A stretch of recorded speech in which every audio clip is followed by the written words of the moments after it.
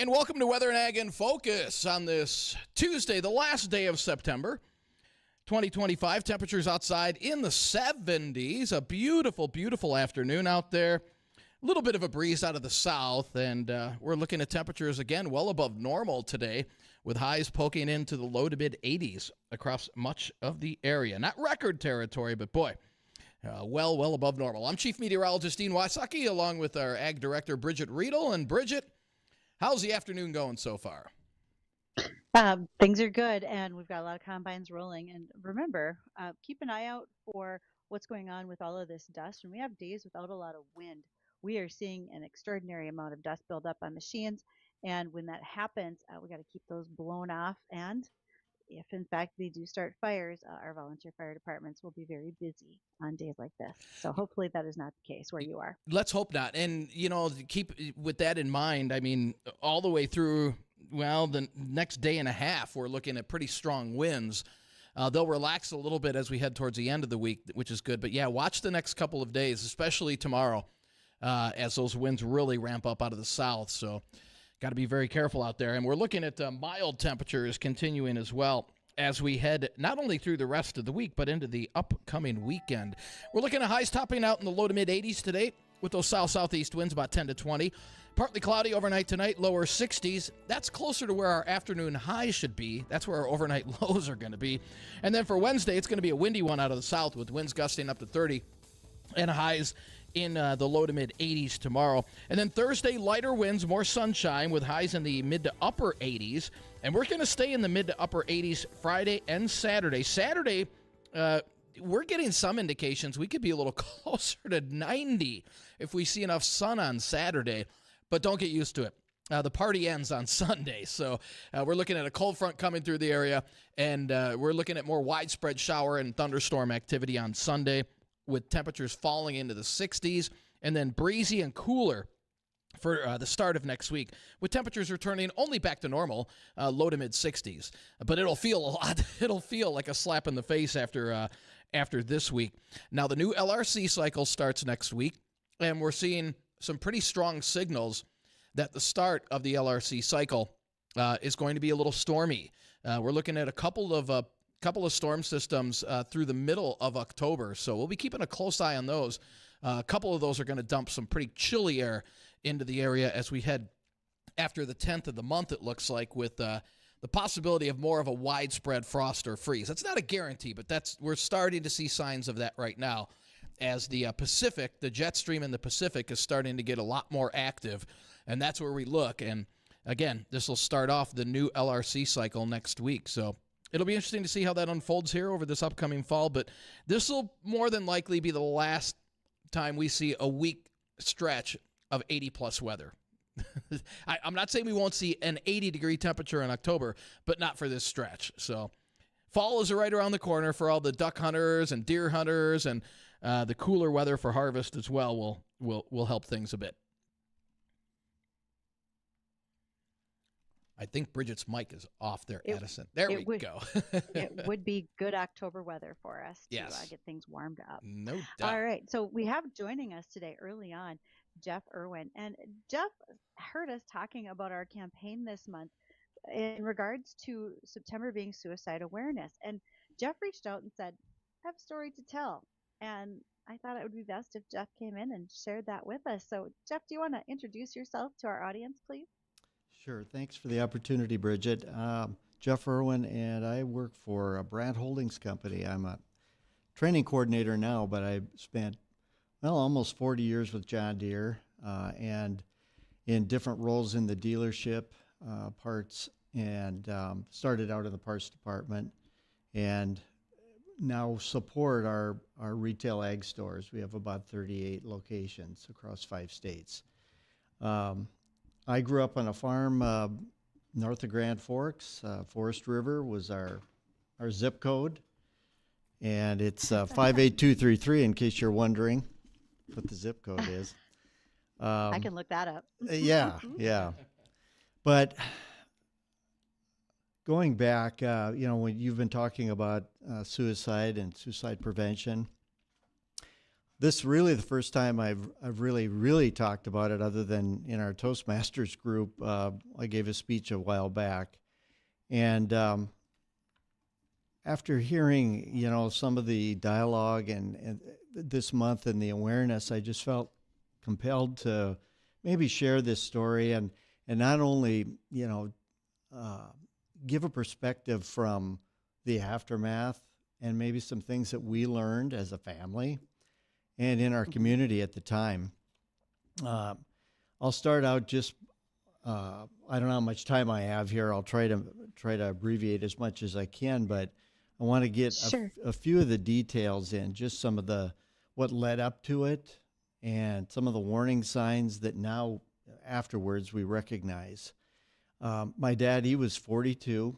He grew up, farming, and I mean, I believe it's a calling, and he loved to farm, and we, growing up on a farm was probably the best thing I've ever had as far as learning work ethic, and I'd never trade those values.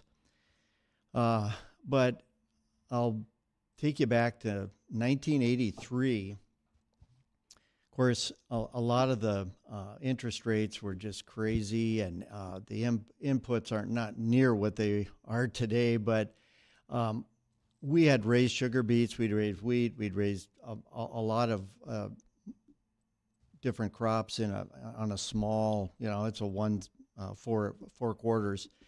We had livestock, and we were very diversified, but we got rid of sugar beets when Crystal Sugar took over, and we went into pinto beans.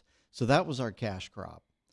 And that particular year, we should have had the LRC, I guess, because we maybe would have planned better. But what ended up happening was, in those days with pinto beans, you would cut them, then you would rod weed them, and then you'd put them in windrows.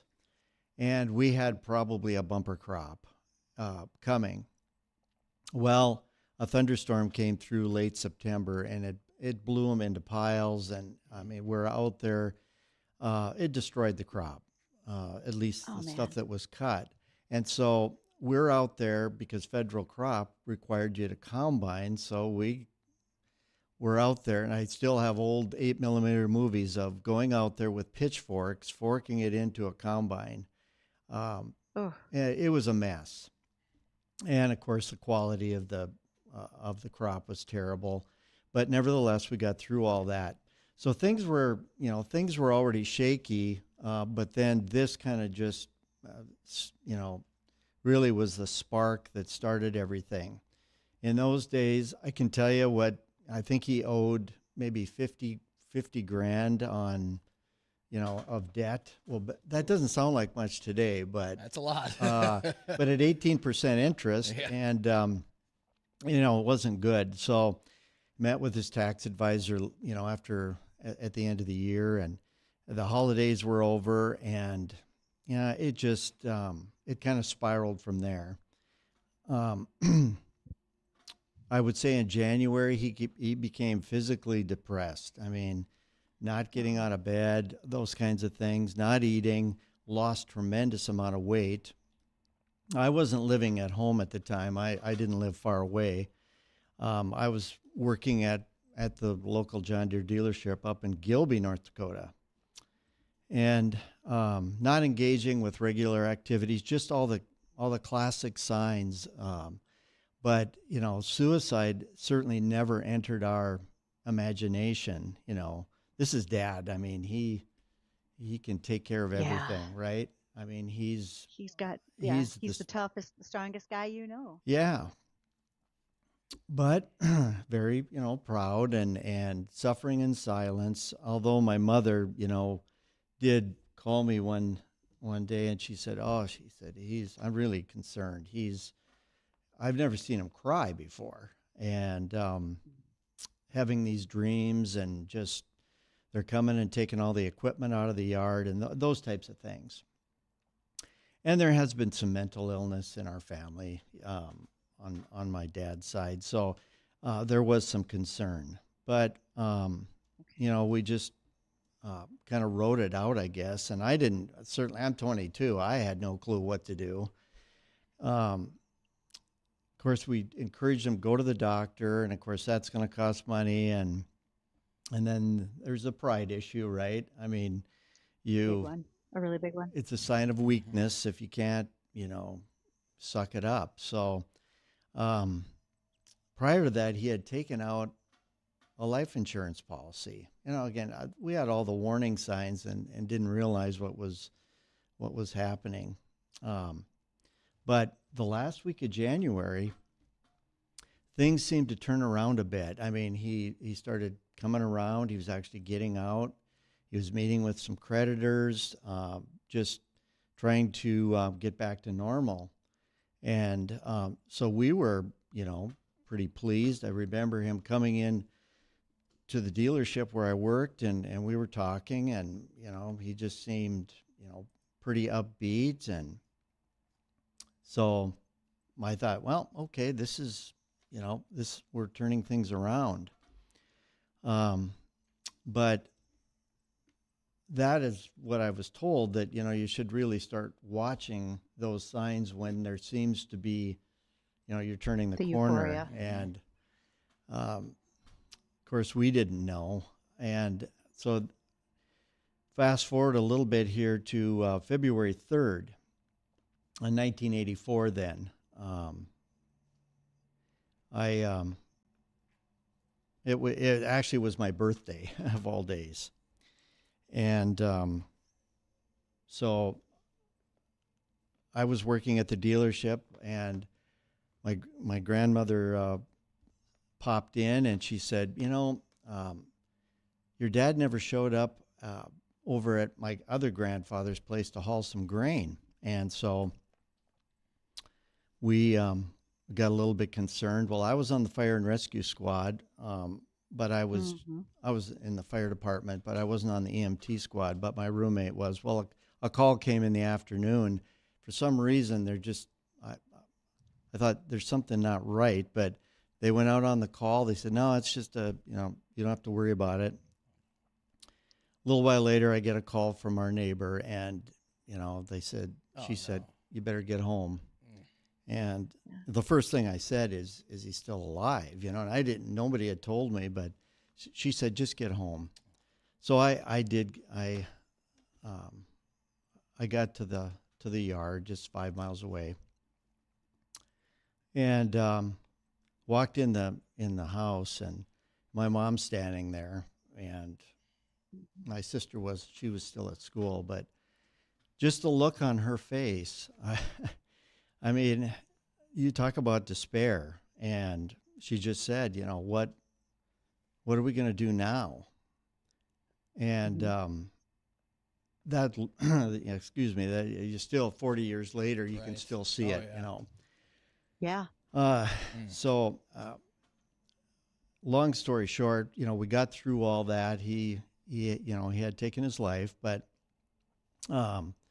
we worked through all those things. Probably the hardest thing for me was the following year watching, his tractor being taken out of the yard and all those things. Right. But just some of the key takeaways. I know we don't have a lot of time here, so I just want to get to some of the things.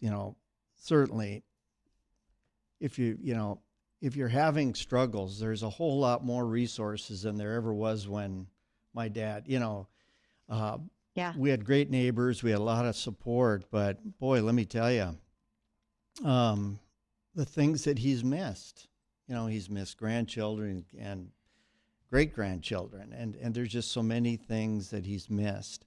So just think about that. Those growers out there, those producers that are just really down. I mean, there is hope. There's help, and there's just nothing worth taking your own life over. There just isn't. He could have gone to work for somebody else, or there's all kinds of things that, to overcome that. But we get tested every day, right?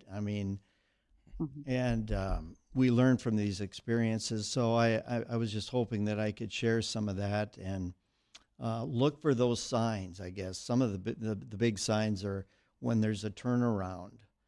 and you see them like they're pulling out of it, talking and sitting down and just having the dialogue, having those conversations. I never got a chance to, really say goodbye. And I mean, it's tough. Mom moved on. She went back to school. She, was always a farm wife. And so it was a big adjustment for her. But, she got remarried and life went on and married a great guy and everything. So life has to go on.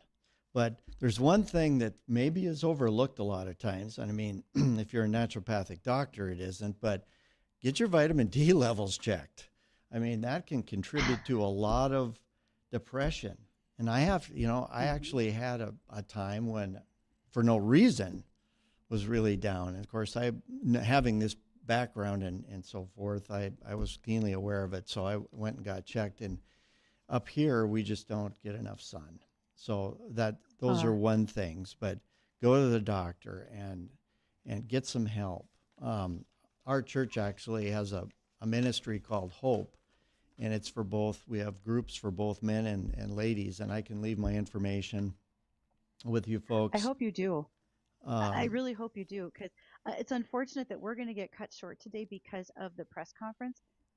I cannot tell you, Jeff, how fantastic it is from your perspective of what you saw, what you didn't even know about was coming with your dad, and the fact that you were able to talk about with us. I feel like this is not the last time we visit with you, but I love the points that you made about, if you think that they're turning the corner, maybe not. There is life after, and there's even life after the farm. Doesn't mean that you have to disappear. Right. Well, I appreciate you having me in and sharing this, because it's therapy too. Right. And if you want, if we want more information on this, just shoot Bridgette an email, and she can get some more information out about your story, Jeff, and about, like you said, always reach out for help.